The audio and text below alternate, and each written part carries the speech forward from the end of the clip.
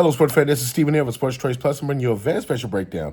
I'm going to be covering the Dallas Cowboys taking on the Pittsburgh Steelers. Before I get right into this, I want to make sure that you're subscribed to the YouTube channel so you can know all the updates and all the breakdowns. Without further ado, let's get right into it.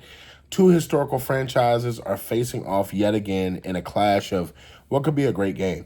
Dak Prescott and company had a pretty good game on Thursday night. It was a boring game, but they were able to beat the Giants.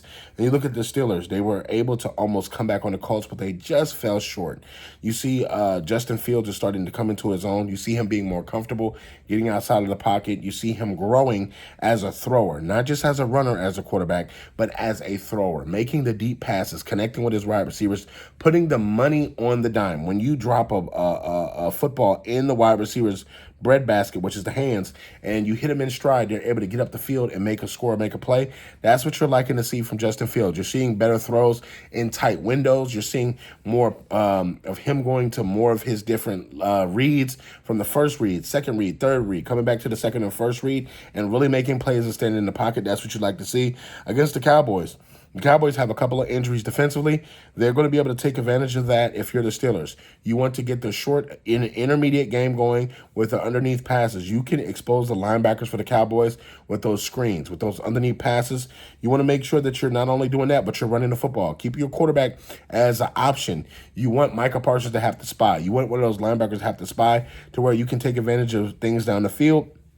And let's just face it, there's been times where teams take advantage of the Cowboys and their lack of the secondary being effective. There's times that we've seen the Cowboys get blown out, and there's times where you can run all over the Cowboys. So take that into consideration. If you're the Steelers, you want to make up for the defensive woes that you've been having. Watt and company, you want to get to Dak Prescott. Dak can get the ball out quickly. You know he wants to go to CeeDee Lamb. You know he wants to get the ball down the field. Ezekiel Elliott will give you a couple of rushes. They have a couple of good running backs there. And Zeke will give you a couple of yards against the goal line. So if they get up against that goal line, Zeke's going to score. But when you're thinking about it, I think that overall here, the better quarterback play is going to win. It's not really about the defenses in this one because they're going to be putting up yards. Dak likes to put up big yards and big production when they're losing.